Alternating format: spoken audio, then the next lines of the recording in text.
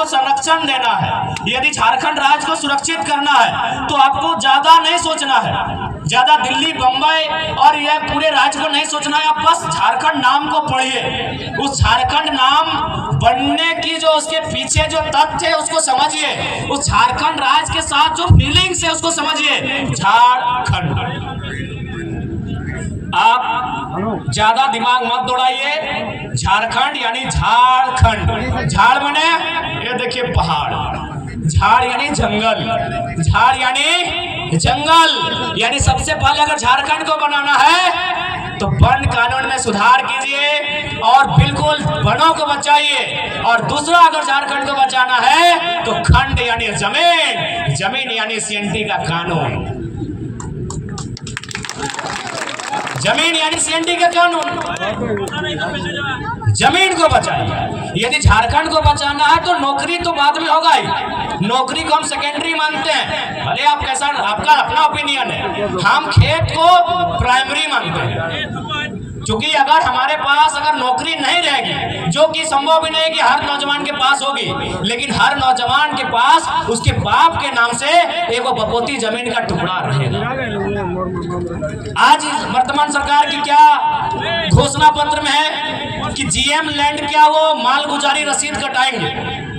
GM land शायद नौजवान नहीं समझते हैं, समझना चाहिए, क्योंकि नौजवान थोड़ा इंस्टाग्राम वाले हो गए, नौजवान थोड़ा फिल्टर वाले हो गए, नौजवान थोड़ा फेसबुक वाले हो गए, इसलिए पता नहीं जीएम लैंड समझते हैं कि नहीं। आज देखिए चूल पका हुआ दादाजी लोग जीएम लैंड समझते हैं। जीएम लैंड यानी हमारे बपोती जमीन, जीएम लैंड। अब देखिए यहीं से सवाल सुनिए, अभी तक रसीद नहीं कटा रहा है, सरकार का ये घोषणा था, उससे नुकसान क्या होगा सुनिए।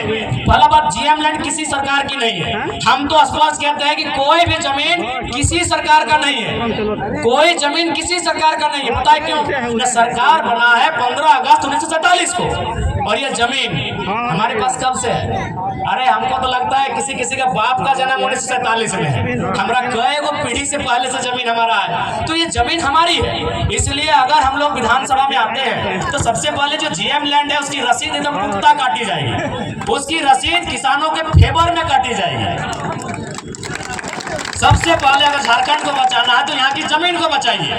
अगर जमीन ही नहीं रहेगी और कहीं के लोग अगर यहाँ बसेंगे, अपने साथ अपनी भाषा को लेके आएंगे, अपनी परंपरा को लेके आएंगे। आज देखिए असूरी जनजाति, हमारे पास जो ट्राइब की लिस्ट है उसमें एक 8 लिस्ट है जिसमें प्रिमिटिव ट्राइब आते हैं, तो जिसमें असूरी जनजाति आती है। क्या आपको मालूम है असुर लोग अभी कहाँ है, कितनी संख्या में है, उनकी भाषा कहाँ है? नहीं, खत्म हो रहा है।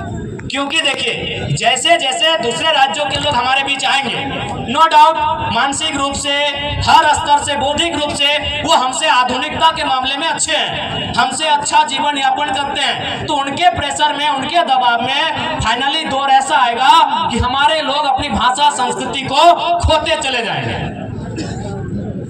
हमारे लोग अपनी भाषा संस्कृति, अपने परंपरा को, अपनी पहचान को खोते चले जाएंगे। इसीलिए यदि झारखंड को बचाना है तो सबसे पहले झारखंड यानी जंगल और दूसरा जमीन। झारखंड में वही लिखा है, झाड़ यानी जंगल और खंड यानी जमीन का टुकड़ा। अगर जमीन के टुकड़े को आप बचा लेते हैं तो झारखंड ऐसे बच जाएगा।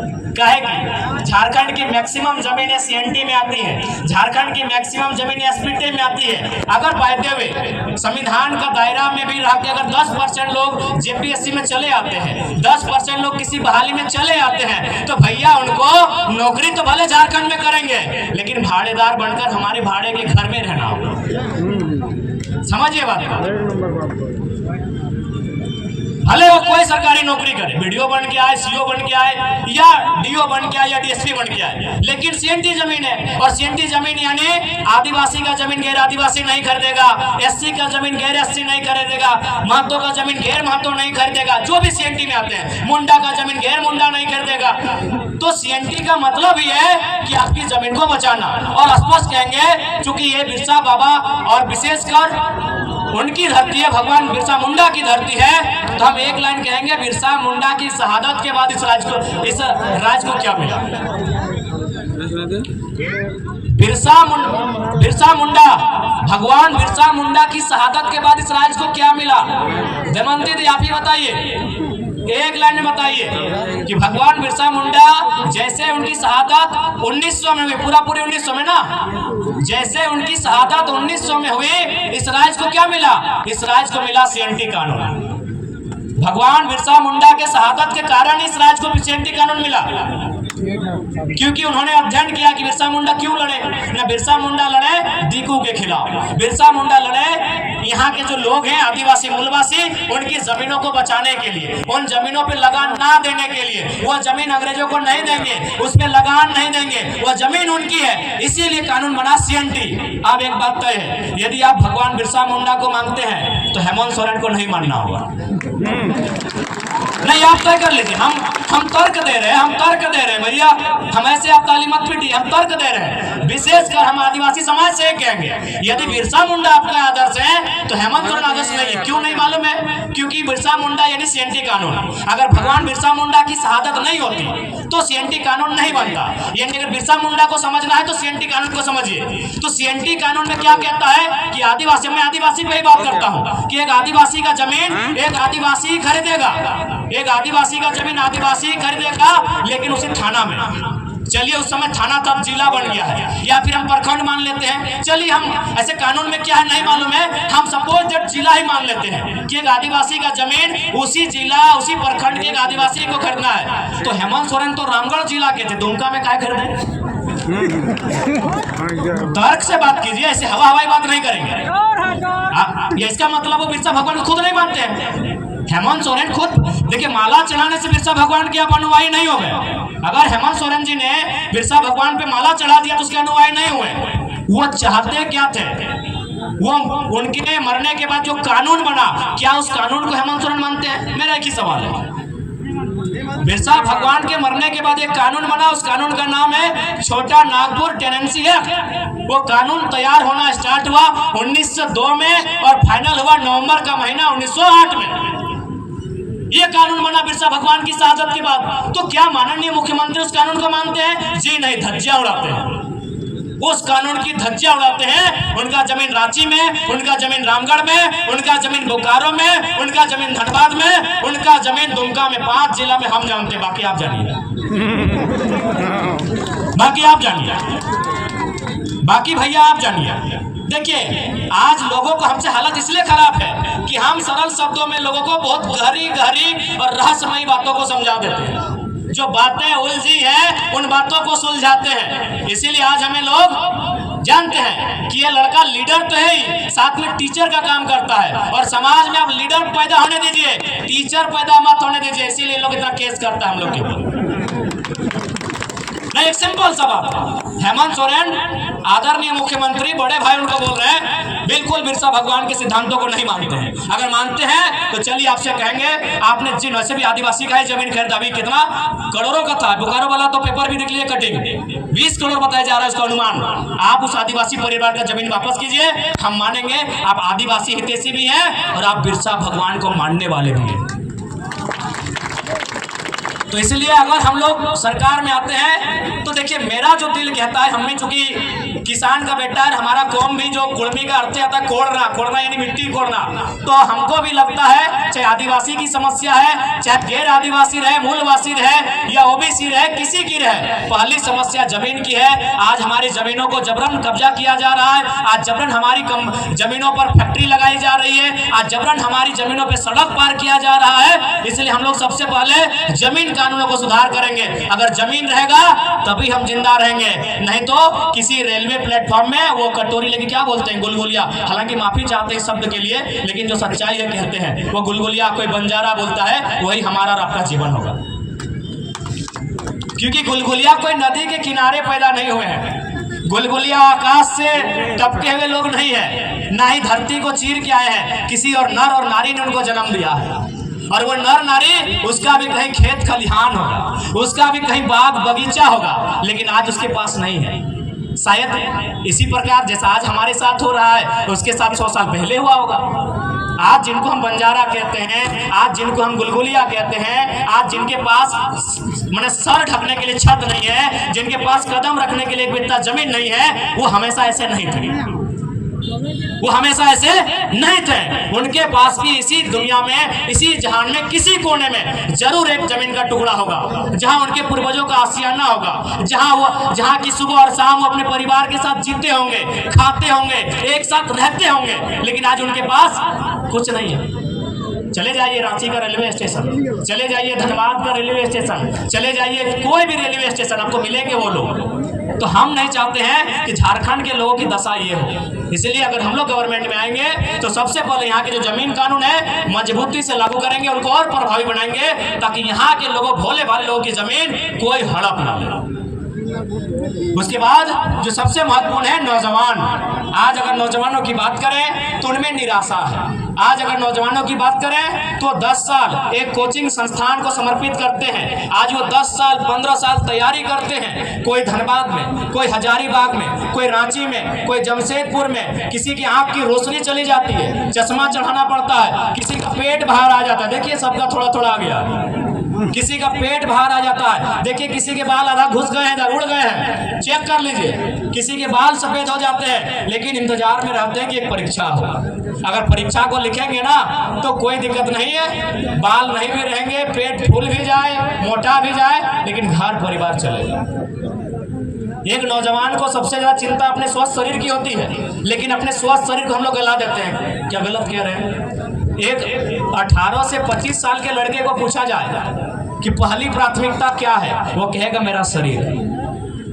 एक 18 साल से 25 साल के लड़के या लड़की से पूछा जाए कि तुम सबसे पहले क्या चाहते हो, अपना शरीर को चाहेगा कि हम फिट रहें, सुंदर रहें, अच्छा रहें, बलशाली रहें। लेकिन आज वही उम्र हम लोग खपा देते हैं कहाँ? हजारीबाग के कोचिंग में। वही उम्र हम लोग खपा देते हैं कहाँ? जमशेदपुर में। वही उम्र हम लोग खपा देते हैं कहाँ? धनबाद में। और परिणाम क्या आता है? 7-8 साल बाद परीक्षा आती है। परीक्षा का नाम लेते हैं CGL JSSC। 28 जनवरी 2024 को हम लोग वो एडमिट कार्ड हाथ में लेके एग्जाम देने जाते हैं। रांची की बहन जमशेदपुर जाती है, जमशेदपुर वाली दीदी गढ़वा जाती है, और 2 घंटा बाद पता चलता है, घर आते आते रास्ते में पता चलता है पेपर लीक हो गया।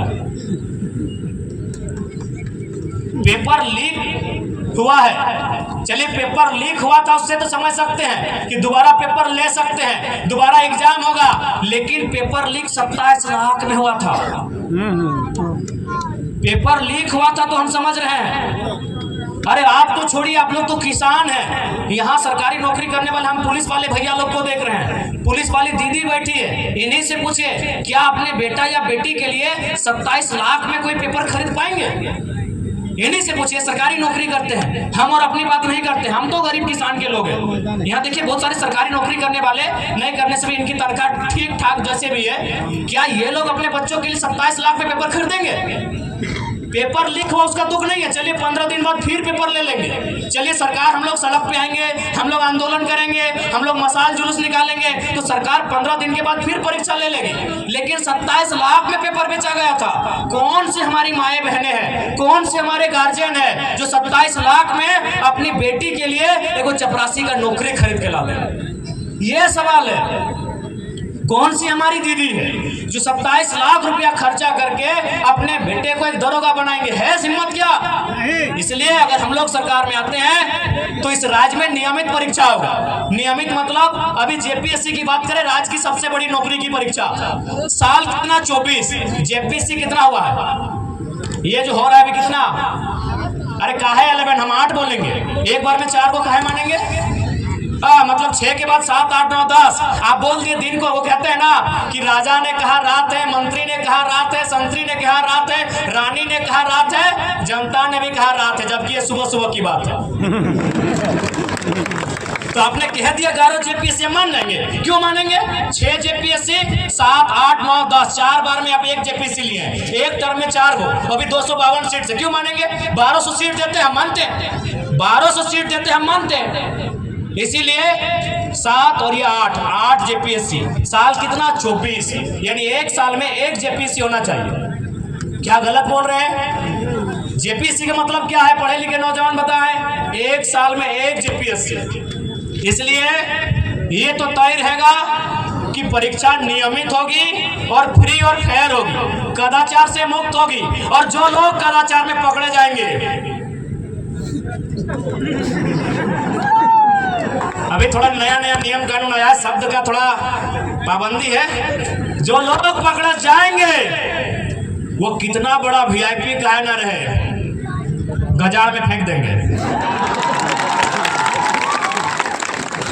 और आज आपको फिर से कहेंगे, अगर झारखंड को बदलते हुए देखना चाहते हैं तो हम नहीं कह रहे हमारे लड़कों को, आप जिसको भी एमपी एमएलए सीएम बनाइए वो रिस्की होना चाहिए, रिस्की होना चाहिए। अगर वो रिस्की नहीं होगा, अगर उसमें अपने परिवार की चिंता होगी, जान का डर होगा, तो लिख के बोलते झारखंड नहीं बदलेगा, नहीं बदलेगा भैया। एचईसी का कब्जा है, टाटा का कब्जा है, चांडिल डैम 60 साल पुराना विषय है, हिंडाल्को में 50-60 साल पुराना विषय है, बीसीसीएल, सीसीएल, ईसीएल। अरे भाई आप सीधा उंगली से घी निकलेगा। यहाँ ऐसा सीएम चाहिए जिसके पास कलेजी नहीं कलेजा हो। लिख के बोल रहे हैं, लिख के बोल रहे हैं। आप कैसे उनसे लड़ेंगे भाई जो कई वर्षों से हम पे शोषण कर रहे हैं? आप उन उद्योग घरानों से लड़ लेंगे? कहाँ लड़ पाए आप बताइए तो। रामगढ़ में बूढ़ा खाप में एक बच्चे का कैंसर से मौत हो जाता है, अभी भी कंपनी चल रही है। काहे कंपनी चल रही है? ना वहाँ के जो नेता है, कंपनी का जो नाती है मालिक का, उसको केक खिलाने जाता है। नहीं बदलेगा। यदि आपको लगता है हम लोग भी बिल्कुल, हम लोग तभी बदलेंगे जब हम लोग में ये हिम्मत होगा कि तुम गोली चला लो लेकिन झारखंड की नीति बनाने से समझौता नहीं करेंगे। नहीं बदलेगा भैया। खासकर झारखंड को आप सीधा रास्ते से, ये जो कानून कानून कानून कानून कानून नहीं बदल पाएंगे। इसके लिए थोड़ा होना चाहिए बोल्ड लीडर, जो थोड़ा अगर पटका पटकी का भी नौबत है तो पटक दे। नहीं बदलेगा। अरे बीसीसीएल आज का कब्जा है, क्या आपको क्या मालूम है? कुछ बता देते हैं। 1975 में 300 मजदूर का आदमी मर गया दब के। 1964 में 268 को कोयला के खदान के नीचे दब के मर गया। 2006 में बागमारा में 50 को आदमी मजदूर नीचे दब के मर गया। उस बीसीसीएल से आप लड़ लेंगे? अरे आपका एक और 300 आदमी दब के मर जाता है, कोई सुनाने वाला नहीं भैया। आप उससे लड़ लेंगे? मजाक लगता है आपको? पूरा चेन को कब्जा करके रखा है। ठीक है, पूजा सिंघल को अपने अरेस्ट कर लिया, उसका हॉस्पिटल तो अभी भी खड़ा है। पूजा सिंघल को अपने अरेस्ट कर लिया, हॉस्पिटल तो अभी भी खड़ा है। क्या कबाड़ लिए? क्या कबाड़ लिए? नहीं होगा, स्पष्ट कहेंगे। और हम भी बार बार यही बोले हैं, अगर हमारी पार्टी से कोई विधायक बनने आए हैं तो भैया कलेजा लेके आइएगा, कलेजी है तो मत लड़िएगा। नहीं होगा। सीधे रास्ते से झारखंड में पॉलिटिक्स नहीं होगा, वही होगा। फिर हम जीतेंगे, 2 गो गार्ड आगे रहेगा, 2 गो पीछे रहेगा, वही चलेगा जैसा चल रहा है।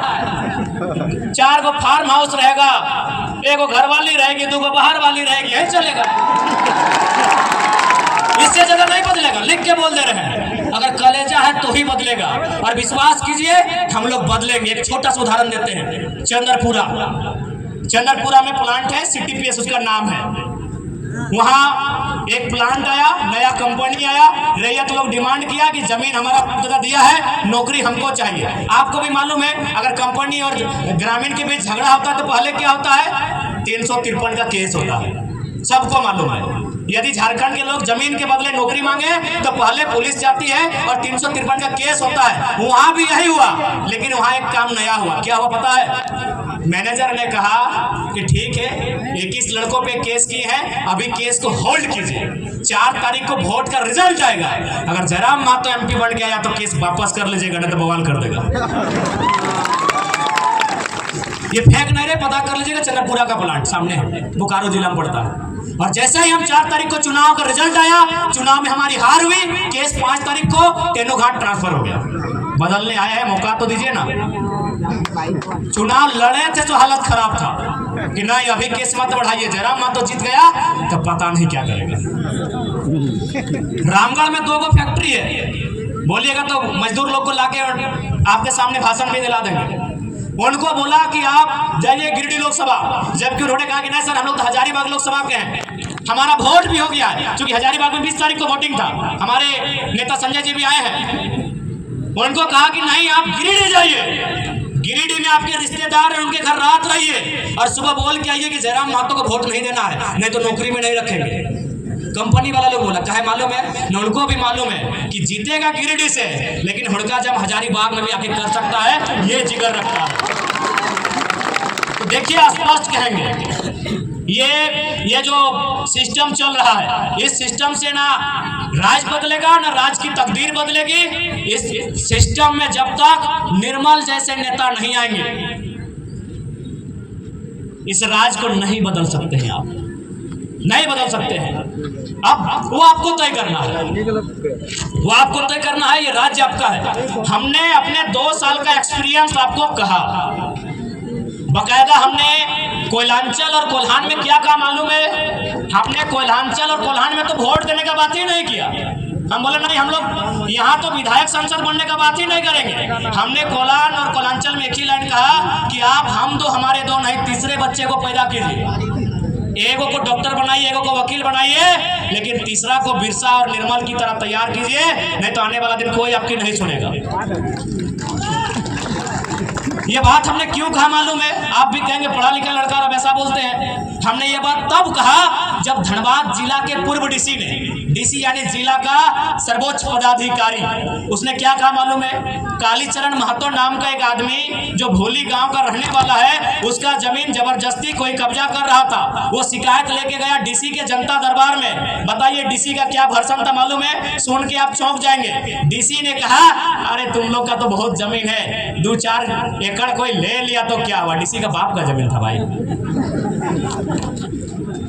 तब हमने मजबूरी में कहा कि कोयलांचल वालों, कोल्हान वालों, जब डीसी आपकी नहीं सुन रहा है, एसपी आपकी नहीं सुन रहा है, एलआरडीसी आपकी सुन नहीं रहा है, तो कौन बचाएगा? कौन बचाएगा आपको? इसीलिए अगर आप चाहते हैं अपना बचाव, तो एगो बेटा या बेटी एक्स्ट्रा पैदा कीजिए। उसके नाम का राशन कार्ड नहीं होगा, उसके नाम का वोटर कार्ड नहीं होगा, उसके नाम का एडमिट कार्ड नहीं होगा, उसके नाम का आधार कार्ड नहीं होगा, वो निर्मल के रास्ते पर चलेगा। हो सके आपको सुनने में मजाक लगता हो, लेकिन आप ही बताइए ना दीदी, डीसी नहीं बोला कि हम नहीं मदद कर पाएंगे, जमीन उसका छीन लिया, डीसी मदद नहीं कर पाया, डिप्टी कमिश्नर, डिप्टी कलेक्टर, जो भी बोलिए, एक जिला का सर्वे सर्वा मदद नहीं कर पाया, तो कौन आपकी मदद करेगा? वीडियो सीओ का हैसियत है भाई, एक डीसी आपकी मदद नहीं कर पाया। ये जीता जागता उदाहरण, कुछ महीनों का उदाहरण दे रहे हैं, तो सोचिए सालों से कितना हमारा कत्ल हुआ है, सालों से हमारे साथ कितना बेईमानी हुआ है, एक डीसी हमारी मदद नहीं कर पाया। तब हमने ये बयान दिया कि तीसरे बच्चे को जन्म दीजिए, एगो को डॉक्टर वकील जो बनाना है बनाइए, इंजीनियर बनाना है बनाइए, लेकिन एगो को तो भाई निर्मल महतो के रास्ते पे चलने बोलिए। कहा कि इंजीनियर बेटा क्या बोलेगा मालूम है? कि ये माँ काहे लफड़ा में है, चलिए कलकत्ता में फ्लैट लेके रहेंगे, छोड़ दीजिए लफड़ा। लफड़ा नहीं है, वो आपके बाप दादा की संपत्ति है। इस मिट्टी से आपका इतिहास जुड़ा है, इस मिट्टी में आपके बाप दादा का पसीना टपका है, खून टपका है, और आप एक परेशानी में क्या कह रहे हैं? चलिए कलकत्ता में रह लेंगे, बेंगलुरु में नौकरी करते हैं वहीं रह लेंगे, क्या है परेशानी? इसीलिए हमने कहा कि इंजीनियर बेटा हम मानते हैं बेचारा पढ़ा लिखा है, वो नहीं लड़ पाएगा इनसे, इसीलिए हमने मजबूरी में ये लाइन कहा। आज भी कहेंगे, 1000 बार कहेंगे, झारखंड के परिप्रेक्ष्य में 1000 बार कहेंगे कि हम दो हमारे दो नहीं, एगो एक्स्ट्रा जन्म दीजिए और इसको निर्मल और बिरसा के रास्ते पर चलने के लिए तैयार कीजिए, नहीं तो कुछ नहीं बचेगा। अगर डाउट है तो रांची उठ के देख लीजिए, जाइए उस पहाड़ में चढ़िए, रांची का दृश्य देखिए।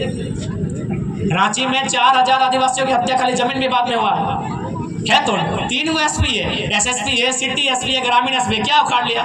एगो डीसी भी था छवि रंजन, नोट छाप के चला गया, कौन मदद करेगा? हम साफ कहते हैं, हमको डर नहीं लगता है। डीसी छवि रंजन नोट छाप के और आदिवासी का जमीन बेच के चला गया, क्या उखाड़ लिया आप? क्या उखाड़ लिए बताइए? हम साफ कहेंगे, मरना एक दिन सबको है। हम सांसद विधायक बनने नहीं है, अगर आते तो हम अभी सांसद भवन में होते, हमको भी एगो मिल जाता सरकारी आवास, दिल्ली में मिल जाता।